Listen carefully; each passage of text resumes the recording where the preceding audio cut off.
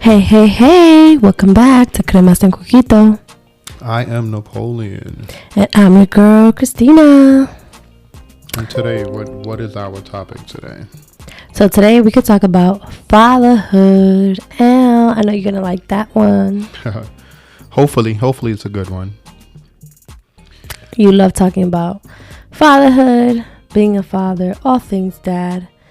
And you always think fathers are the most important people ever. Yeah. Thought that would be a good topic for you. Yeah, fathers are definitely the most important piece to the puzzle that's missing right now. Is why we have all of this chaos and destruction in the world, is what I believe. But as far as my personal father journey, I'm still an early and a young pup in this. So I only have about 2.5 years experience. So I'm going to speak for my very limited experience that I have. Fatherhood in the beginning, when he first was born, was very challenging, to say the least. Why? Dealing with my life changing, dealing with a newborn, the demands of a newborn, the chaos, and the what it does to a relationship, different expectations of me, a lot of stuff. Just everything is upside down. Everything that you once knew is gone, and now you're in a new normal. So I would say in the beginning, especially the first couple of months, when the baby solely relies on the mother for every waking moment, and we're pretty much just an extra piece, I would say. In the beginning, I would have to find different ways to be valuable, to show my worth, to show that I'm a father. So when do you think, because you said fathers are the most important piece, when do you think fathers actually become the most important piece? Or are they always the most important piece? Because you just said, yeah, I ain't really needed in the first stages of life. Yeah, so in the first stages of life, you guys are needed more in the first stage of life, because your body, just because you were designed for it, there's nothing more that I can say to you. You guys are designed for it. The baby came out of you. Your body's equipped to feed it and do whatever it needs to do for the baby exclusively, right? If you don't want to put it on formula, you don't want to do anything else, your body, you and your baby can survive for the first, I would say, 6 months. Notice how he said it. Huh? Your body. It's not an it. No, you said put it on formula. Oh, that's what I said? Put the baby on formula. So my apologies for saying it for the baby. But I was talking about your body. Your body is designed to do what it needs to do for the baby. But as the baby grows, as the baby starts to get more, I would say, cognizant, as the baby starts to recognize, start to speak, I think dads, as far as development in a baby, so from the very inception, when the baby has to start moving around, I would say crawling, getting like just that crawling stage, I think that dads are a little bit more, I would say I'm a little bit more like, let's get to him staying on his stomach for tummy time, so he can get used to being on the floor, so he can get up, he can crawl, so eventually he can walk, right? And between me and you, I know you never really liked the fact that he was on his tummy, because he hated it. And I would put him on his stomach, but whenever he was a newborn, whenever he had too much, I would definitely pick him up, and you would always like, let's keep him on for longer. He can do it. Okay, gonna come for him. My son, when you put him on his stomach for 2 seconds, he had enough. Right. And to me, if we're going to put him maybe for 2 that seconds, was enough for him. Yeah. So if we're going to put him for 2 seconds, we might as well not do it. So I think that's where a father's a little bit more valuable. Right. Especially when you have a son. I understand that he's screaming because he doesn't want to do it. Not that he can't do it or he's in pain. That. No, I knew he wasn't. It wasn't because he was in pain. He wasn't whatever, because he was playing us from the very beginning. Right. And that's something that I recognize extremely early. And I didn't lead with the nurturing side of it. I was more on the, okay, I see it. Done. I see it for what it is, right? I know that he's just doing that and he's not used to being on his stomach. And if If it was up to you, you would never put him on his stomach. You would just wait for him to be ready, and he would just push it and push it and push it, because that's him. No, I was definitely down with putting him on his for his tummy time. But if he cried, I wasn't just going to leave him there for... And he wouldn't cry. He would whine. That's what he would do in the beginning. He would whine. He would do that, and then he would look for you, because he knows that if he does this, you're going to react to it. When it's me and him alone, like I always tell you, when me and him are alone and me and him are doing it, he doesn't even attempt to do half of the stuff that it is that he does when you're in the environment, because he knows that he can't get away with it with me. Mm-hmm. So when I used to tell you that he can't do it, it's just us, that he's waiting to see if we're going to push him. So that's why I always think fathers are necessary, because we're the pushers. We're the ones that push limits. We're the ones that push boundaries. We're the ones that are more worried about developmental. We're worried about the overall picture. And I think mothers are worried about keeping the kid comfortable, nurturing, and safe.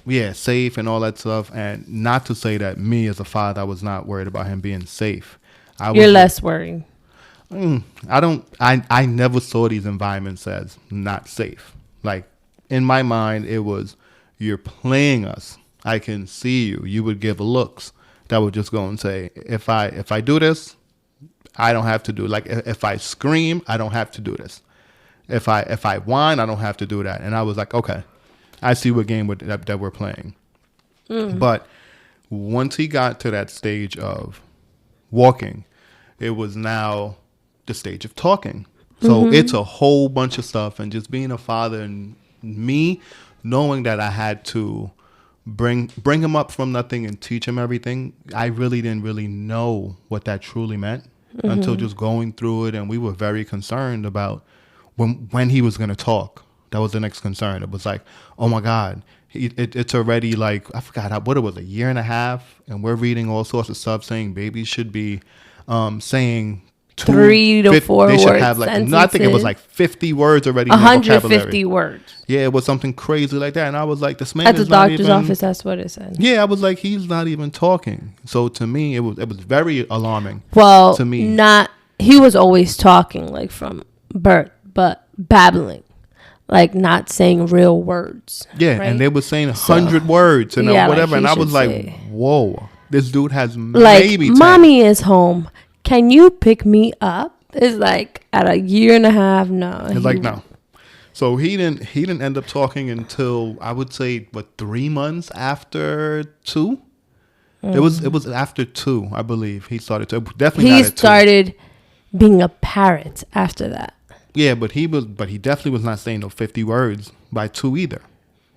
So to me, it was just looking at the developmental stuff. Babbling, yeah, he was still babbling. It was a lot of stuff that I was just like, man, this is very challenging. It was challenging, and then knowing that we were doing everything that I thought we could have done to get him to speak, because talking to him, putting him in front of TV and him watching educational things, but one thing, reading to him at night, but one thing that really, really calmed me was that he was always extremely smart.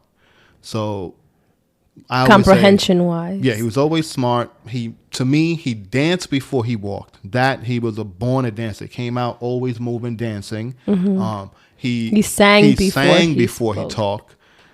When we put him, like, his brain was developed where he knew ABCs 1, 2, 3. Like, he can say those things before he can have a full conversation with you. But he'll know ABC 1, 2, 3. When you call his name, he'll know. And he will point. He just doesn't know the song ABC. He knows exactly what letter is what. Exactly. What sound? What letter makes what sound? Yeah. So I was like, what if you know number? All of that. 9, what the difference between number 9 and number 2.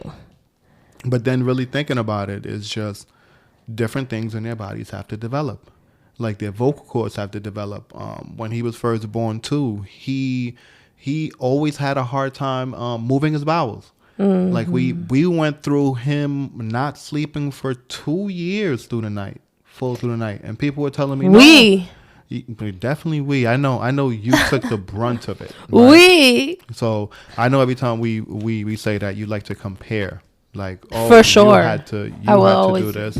But we took the brunt of it, because if he's not sleeping and you have to take care of him, that means that you're not in a good mood to even be around me, him, and everything else or whatever. So irregardless of whatever, right? Whoever that's still is up, not, yeah, whoever's up. Go ahead, finish your sentence. Whoever is up, whoever is dealing with it, it has ripples throughout the whole day. Yeah, your ripple, everything. It has direct ripples for me, indirect ripples for you. Okay, so are you saying I've never been on night duty?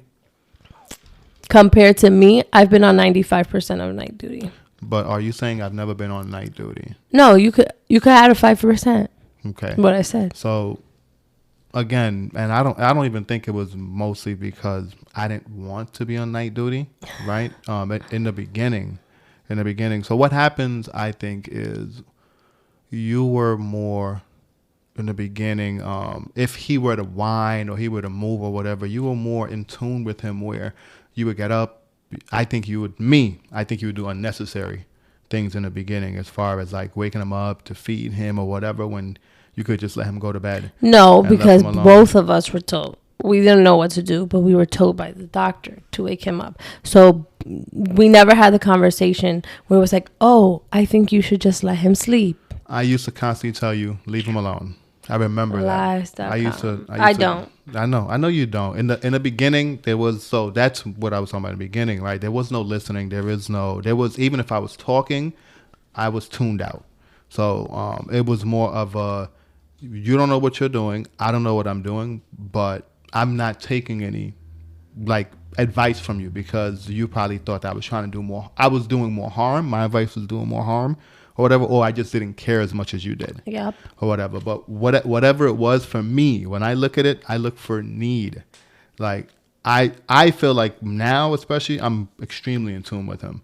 I think now I provide tons of structure for him. I believe he listens to me the most when it comes to any kind of direction. I know I may be very stern with him. I know I'm very loud with him. I know that I'm like, to me, I can give him looks and he'll look at me like, okay, let me stop. Right. But it looks like abuse. Like people. Oh my God. It doesn't look like that. I mean, there's some people who would say in these times, people would say it looks like abuse, because people are not used to giving their kids directions. People are not used to speaking sternly to their kids. It's like people let their kids do whatever they want to do or whatever. And whenever they feel like stopping or whenever they feel like listening is when they'll listen or whatever. I don't believe in that type of parenting. I believe I'm the parent. You're the child. I provide structure for you. When I tell you stop, I'm telling you stop because I know what's best for you, because you don't know what's best for you yet. I agree. So that's how I do it. I mean, even me and you, sometimes we go at it because you look at me like, why do you have to be that stern with him? Like, why don't you just like redirect him? Because I know you were talking about redirection. Oh, well, yeah, you're always thinking he's above his level. Like, if he's a 7-year-old that's just gonna stop moving when there's nothing to do. So that is like, if there's nothing to do and he's bored, he's gonna do what he wants to do. So that is where we have like a communication breakdown. A 2.5-year-old. I would never expect a 2.5-year-old just to sit because I told him to sit. Okay, that's where we have a communication breakdown. I'm home with him. When I tell him to sit, when it's just me and him alone, he sits. And he will sit for an extended period of time. And he will look at me to go and say, can I move or not? That's how he behaves when he's just with me. And that's what we never get to that, because I don't know if you think I'm lying. I don't know if you think he's not capable, but I told you, as his father, I'm not trying to push him to stuff that he's not capable of doing. He has shown me that he can do it, and that's why I'm holding him to that standard. But again, when you're in the environment, he knows he can get away with a lot more from you, and he knows that you overrule what I say. So therefore, when I tell him to sit down, I see him sometimes try to look at me like, is it okay? But then he goes, Mom, you said so. I ain't listening to you. You know what I mean? And that definitely pisses me off, because I think that we're holding back his progress, and you think he's not ready for it, right? So that, to me, the hardest part about parenting is just that. It's not even ready for it. It's just doesn't make sense. I hear you, but I'm telling you, he's a very well behaved boy with me. He's a very well behaved boy, period. Nah, I mean, I would say he's more behaved, conservative, mimics my demeanor, my energy when it's just me and him. He just knows that it's dad. These are the rules that dad has set forth for me, right? And I can see that when you come home from work, he lights up because he's like, playtime. Like, he's like, this is when I can unleash the beast. As he should. Yeah, which you know what I mean? That's the dynamic between both of us. But I'm sure that's how it would be if you were home and then I was on the opposite end. That probably would have happened too. He probably would have said, oh, dad is here, so now it's time for me to play around or whatever. But I think it's good. I think overall he's definitely more well behaved than the kids that I see outside, for sure. But I think that he can always do better. That's just me. That's just me. That's how I am.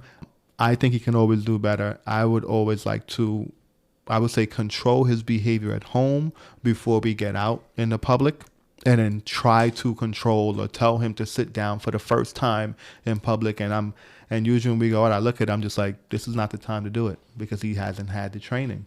Right now, he's just going to do whatever he want to do because he doesn't now he truly does understand why you as mom, who never tells him to do it at home, is telling him to do that out in an environment.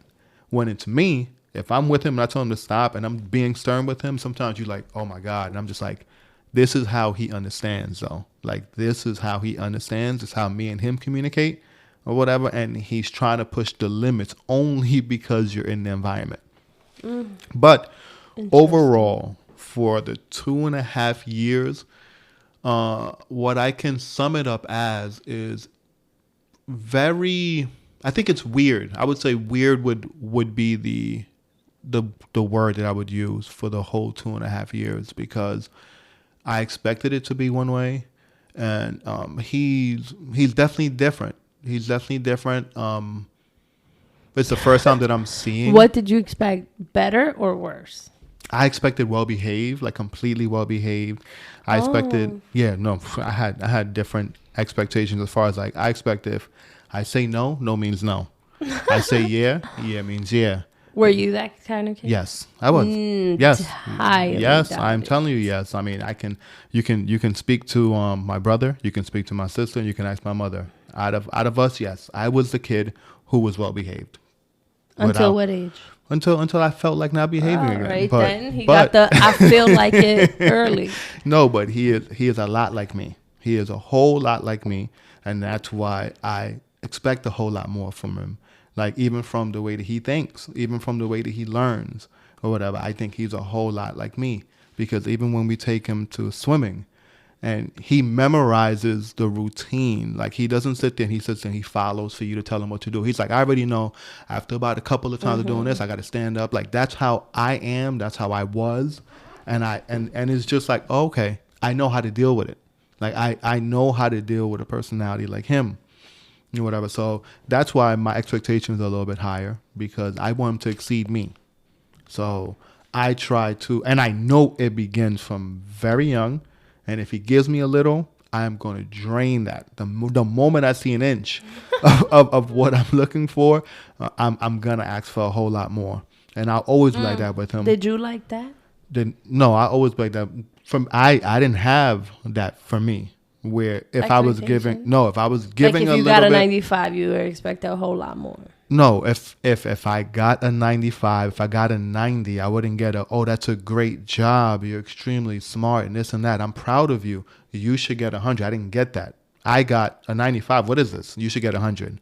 That's not what I'm giving him. For me, I will reinforce it and say, great job. Number one, great job. Yeah, he applauds himself. That's one thing. Exactly. He doesn't need anybody to. From birth, he's been so great job. Oh my goodness, so smart. And he's extremely cute now. Whenever he does something wrong, he says sorry, sorry, and whatever. So him growing up is just like, wow. Soon he'll be 3, and I'm looking forward to the new things he'll do at 3, right? And it's also scary that at 3 he's going to be going to daycare or some kind of public environment, because he's been home with me for the whole time. So that's kind of scary because I don't know how he'll act, how he'll behave, where he'll fit in. I don't care how he'll act. I don't know how people is gonna treat him. Exactly. Where he'll, like, to me, like, and I know he doesn't like to share, and I know that's a stage. That's kids, right? They don't like to share. They go through different stuff pretty well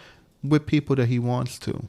But whenever we go into an environment, I don't like to control it. Like when we're outside, like today we went to the museum. When we're outside and he's playing with different people, I think he shared very well. I like to sit back and pretty much look and see what he's going to do with people, how he's going to act, look at his cues and everything else, so I can get a sense of it. And what did you think? Because I thought he shared very well.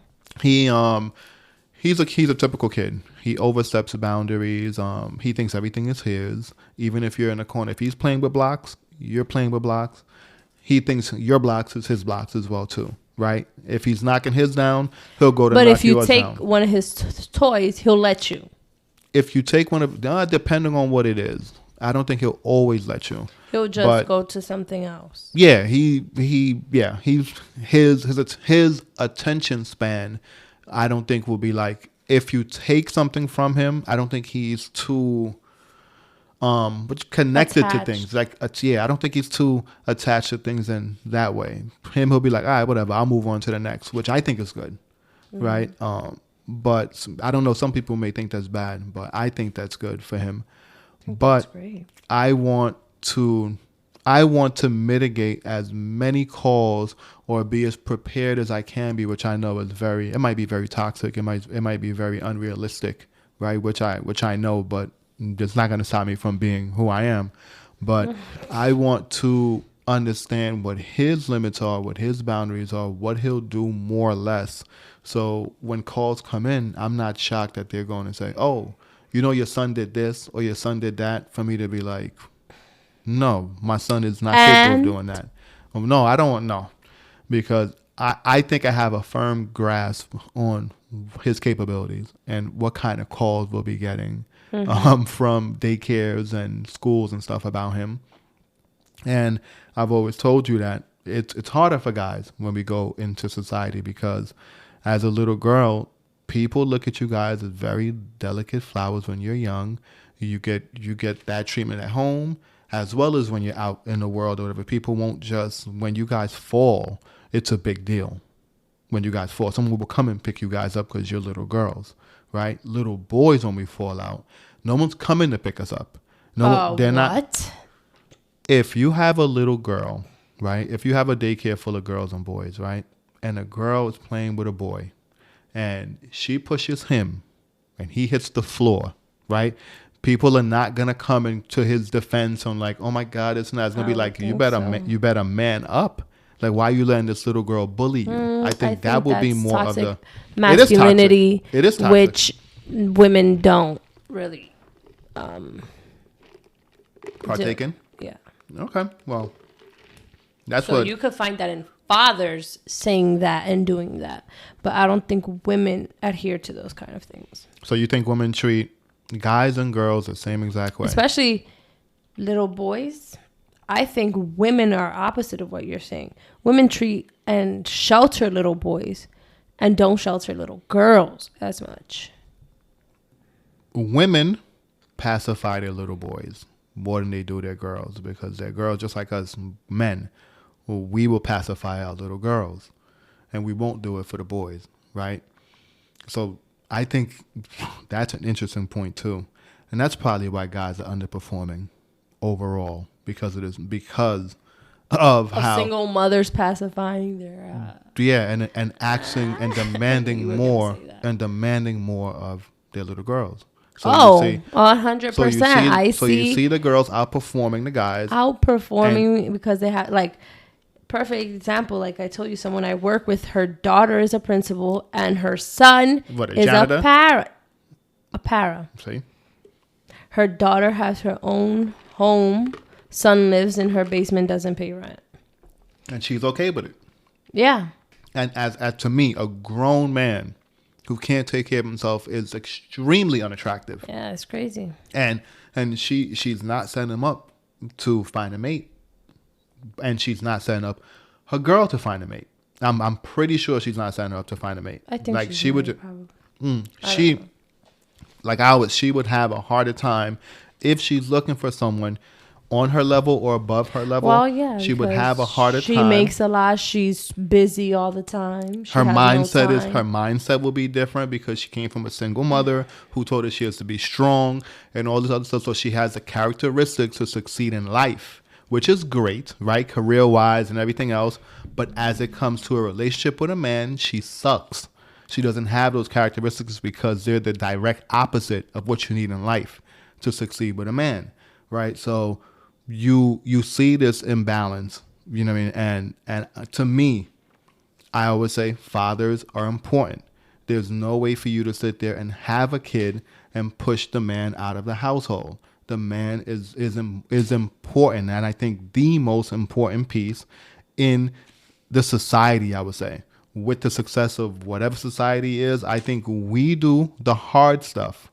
We're the ones that provide structure. We're the ones that provide order in the household. We're the ones that can make the tough decisions whenever you guys are leading with your hearts, right? We're the ones that usually see things for what they are. We're usually the ones that are very discerning, right? So without that important piece of the puzzle, I think this is why we have what we have now, modern day. Yeah, I agree. Fatherhood. But fatherhood is, I would say, so some days good, some days challenging. Never bad. Never bad, never completely bad, but challenging when it gets challenging, it gets frustrating. But having help, having you here, I think is what doesn't push me overboard, because there are some times where I know if I had to exclusively take care of him 24/7, I would not be in my right mind. Oh yeah, and single mothers do that all day long. They're not in their right mind. Yeah, I don't believe they're in their right mind, because it's help. You need help. You need help. Everyone needs help.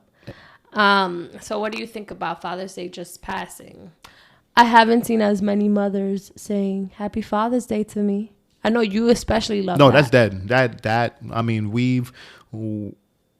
the rise of fathers being active inside of their children's lives has squashed that narrative. I haven't seen not one of those posts on Father's Day. And I haven't seen that for maybe the past 2 fathers. Since I've been a father, I haven't seen that post. Maybe the first year I might have still won, but I know it's dead now, right? My Father's Day was amazing. A lot of some fathers I see from different shows that I watch, they say they don't get much of anything. And I don't know if it's because men, we don't ask you guys for much of anything. But same thing for women. No, meaning, for Mother's Day, you guys, even if you don't ask for anything or whatever, like Mother's Day is on the TVs, it's in every store. Everybody has women in their life, so everyone has a mother. Everybody has a mother. There's aunts. There's all sorts of stuff, right? But when Father's Day, it's usually quiet, unless like your spouse or whoever wants to celebrate you. But I must say that my Father's Day this year was absolutely amazing. It started off on Thursday when we started celebrating me, and you took me to an Italian restaurant. And I can't lie, when we first got there, I was like, what the hell is on this menu? I don't understand none of these things. This looks you ain't used to fancy. No, I ain't used to that kind of fancy like that. So I'm there like, damn, what is this? But after we had our appetizer, whatever that was, that bread with the spicy whatever thing they had, I was like, okay, this is good. And when we were looking at the drink menu, I was like, damn, none of these drinks look good.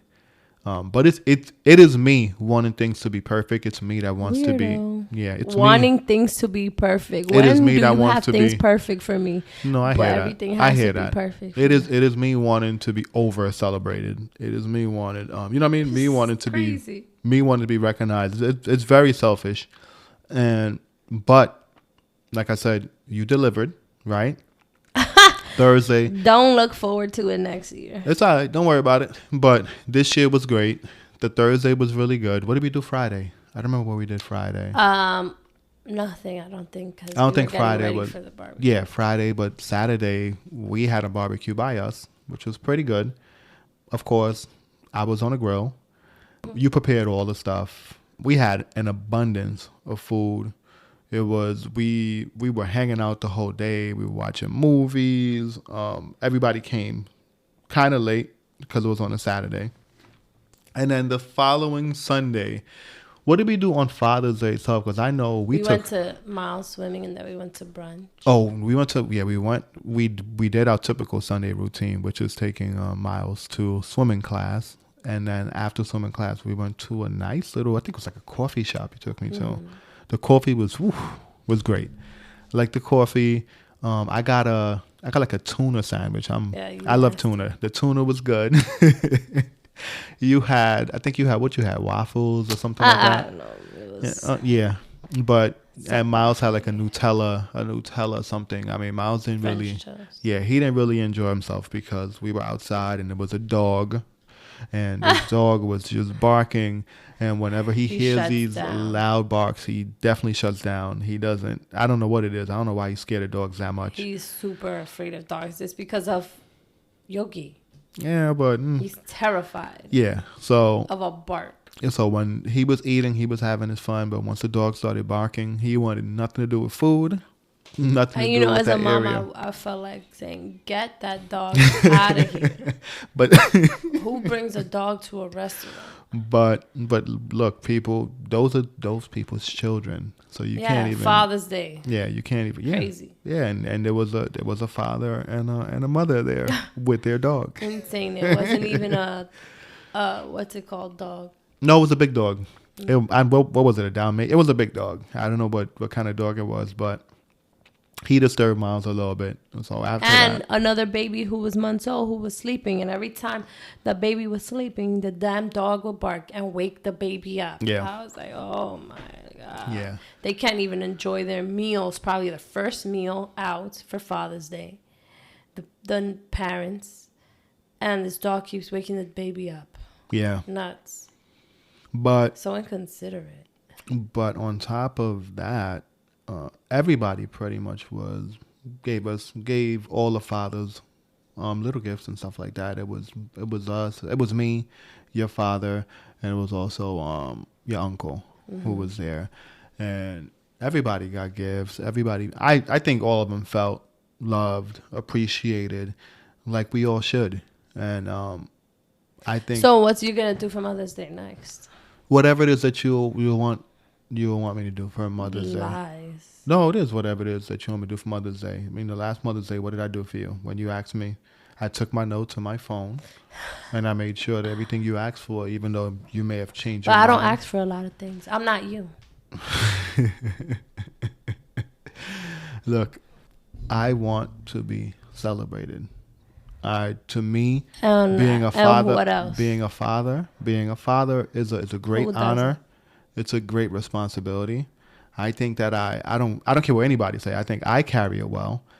So I want to Same be. thing for mothers, though. Yeah, well, I am not saying as opposed to a mother. I'm just talking strictly as a father, and how we have just not been appreciated until of recent years or whatever. I just want you to know, in my house, there's no room for not celebrating fathers. Oh, love. No, seriously, there's no room. Just for that. There's nothing no room. Next year. Mm-hmm. There's no room for not celebrating fathers. There's no room for under appreciating fathers on a day that we should be elevated, right? But again, it's a day, right? But we're now starting to get the credit that we want for the day that was always there for us. So you out here being the spokesperson for all fathers? Yes, exactly. For myself first, and all fathers, and all fathers. I have to be the spokesperson for the most important piece in the family unit. So you say? Yeah. So I only say. You say? No. So we see. Not really. I'm telling you, the way what's going on out here is a direct result of fathers not being inside the household. And there's nothing else to blame for it but fathers not being in the household. We don't care about... Well, why aren't fathers in the household? directly makes them bad fathers. We don't care. We don't care about why fathers are not in there, because now we are changing that standard. We're changing it starting from me on. I can't control outside people's things, and I definitely can't control anybody's choices. But I do know that if a father wants to be in a baby's life, in a child's life, and the mother doesn't want you there, you're not there. Point blank, period. So, yeah, because you don't fight hard enough for your child. Yeah, and I don't think that we should be having to fight for something that we naturally that we have ownership to. It's not something for us to fight for. You don't claim more ownership than we do. Exactly. In our child. So you can very easily go to court and say you want 50-50 custody. The courts are in your favor. The courts are not going. No, you have just as much right as I do. We have just as much right as you do by birthright. But whenever we're talking about courts, the courts do not see us as equal. 50-50. They do not see us as equal people to rights to our children, anything like that at all. They rather definitely nowadays for sure. They rather put us on child support, right? And they rather make us weekend dads. That's what the courts rather do. They're not in business to not make money. They're not in business to give us 50-50 and no one pays anything, because they get paid from the child support. Mm-hmm. So no, the courts are not in our favor. But if we keep it out of the courts, which is where it belongs, out of the courts and inside between the two people who decided to lay down and have the kid, right, we would be equal. But again, you guys will flex your muscle. You guys will take us to the courtroom where you know that our voices are not heard. So I fight for the unheard. I fight for all those fathers who want to be inside their kids' lives, who can't for whatever reason. So, okay, Creed. But like I said, fatherhood is the best hood, right? And to rep. The only hood to rep is fatherhood. And I do not applaud any fathers who do not raise their children. I would not have fathers around me in my circle who would have a kid and walk out the kid's lives. I would advocate for him to fight that losing battle for his child or his children. I would definitely advocate for him to fight for it. But and I would encourage him to fight as long as he can, because I know he has to put out his resources to continue to fight, where the woman does not have to put out any resources to fight. So there's a lot of things that people don't know that fathers go through, right? That we will continue going through just because we are man and not woman. But I will always fight and speak for my kind. So what do you think about Roe versus Wade and fatherhood now? Ooh, I would love to have a different show on Roe versus Wade. That should be its own show. So on that, we'll save that. On that, we will end here. All right, guys. Peace. You heard the man.